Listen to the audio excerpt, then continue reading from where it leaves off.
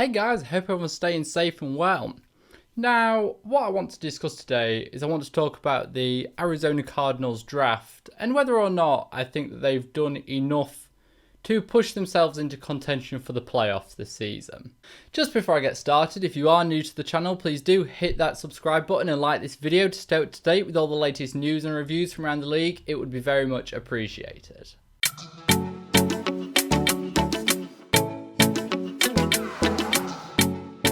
Now, coming into the draft this year, I think a lot of Cardinals fans wanted the team to trade down.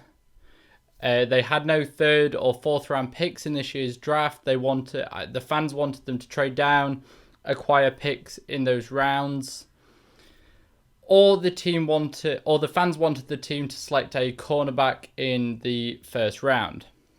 Now, neither of those things happened, whether that was for lack of a trade partner, maybe they didn't get a good enough of a deal.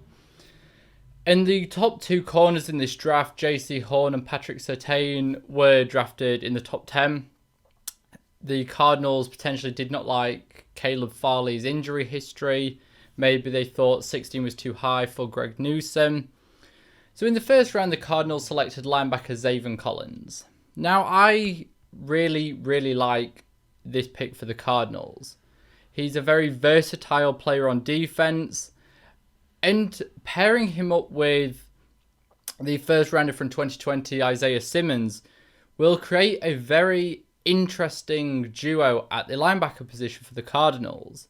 You have two players who are incredibly versatile, have very unique skill sets, and being able to employ them together could revolutionize the way the defenses are built in the NFL. If it's successful, this could prove to be a very popular pick. Now, he's a very big, athletic linebacker, and I think it will be interesting to see how he performs for the Cardinals.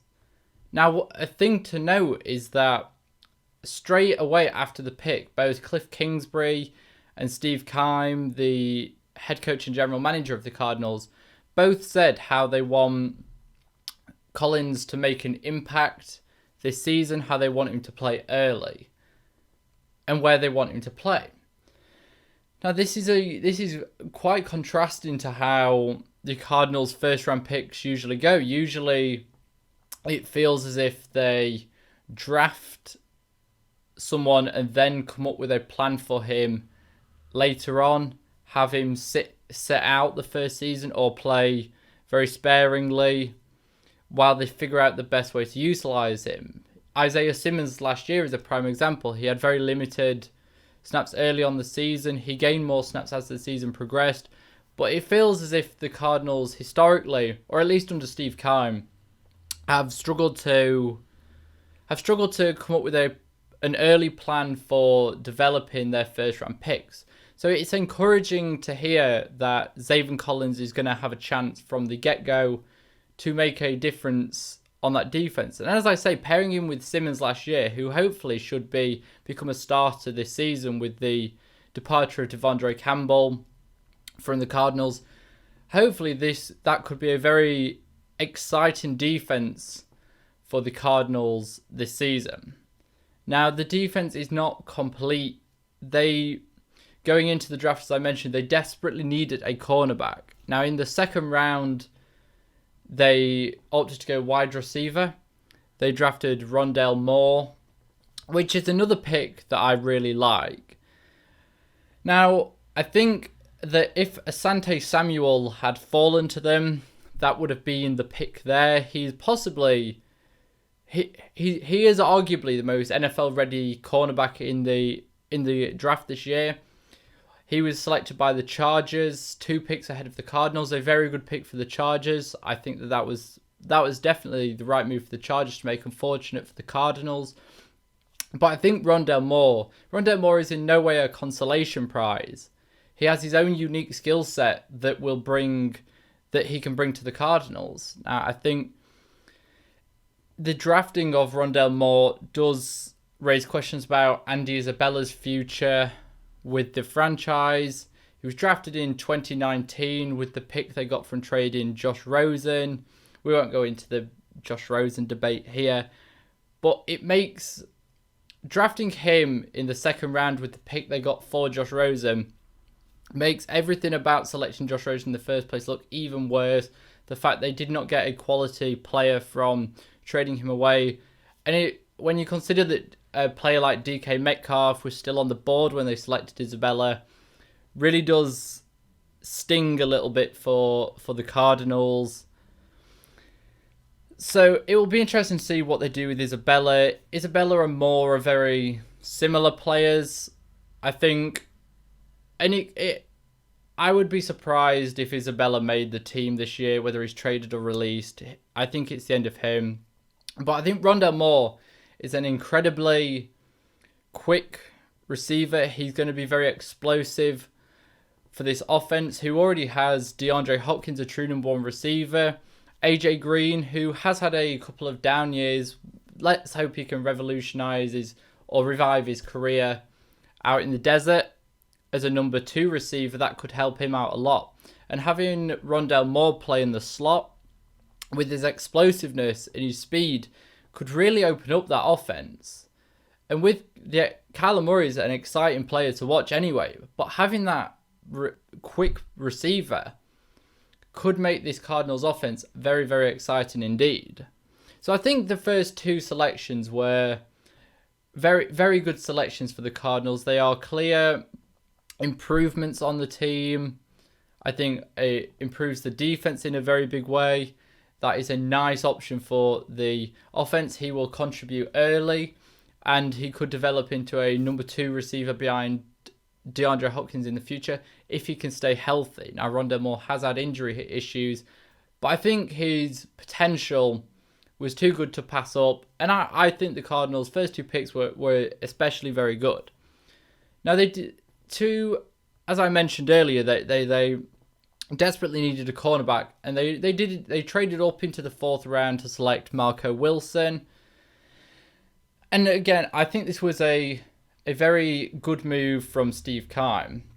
I think they needed to trade up and get a cornerback who could start for them this, or at least play some part for them this season. And in Marco Wilson, that is what they have. He is a very, very good player. The fall onto day 3 of the draft more comes down to his inconsistency throughout his college career.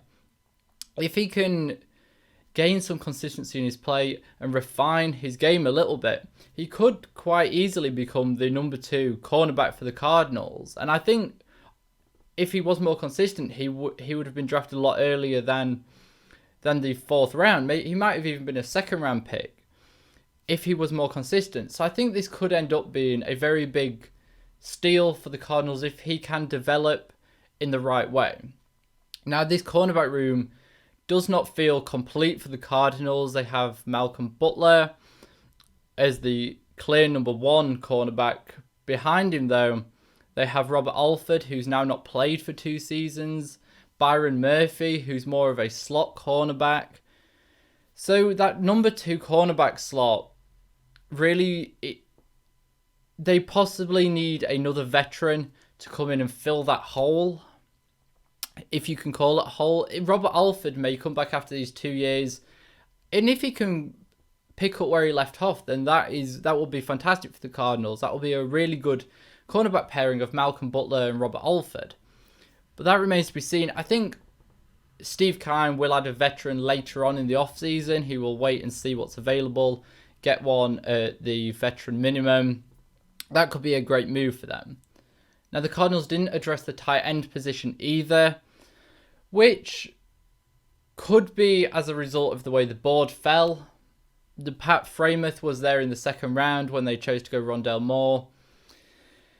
Now, losing Dan Arnold, I think, was a big thing for this Cardinals offense. He was, as the season developed, you could see his progression. He was becoming a trusted target for Kyler Murray, and a nice big body target for him to complement DeAndre Hopkins, Christian Kirk, Larry Fitzgerald. And to see him leave and not continue his development in Arizona does hurt a little bit for the Cardinals. The fact they've not replaced him hurts a little bit more. Maybe it's the way the Cardinals offense is run. Steve Keim prefers to use 4 wide receiver sets. So maybe it's just that they have no plans for a tight end. They have Max Williams on the roster, a veteran, a very serviceable player, more of a blocking tight end. But if they added a veteran pass catching tight end in the future to add another dynamic to that offense, that wouldn't surprise me. But I think overall the Cardinals draft was very good. They drafted for the future. They drafted for now. They got some players who can make an impact and could develop into very, very good players. So I think this was a good draft for the Cardinals. While not the best it could have been, I think it can still be called a success given the state of some other drafts, especially by Steve Keim in recent years. But those are just my thoughts on how the Cardinals did in the draft this year. Let me know what you guys think down in the comment section below. And until next time, I shall see you guys later.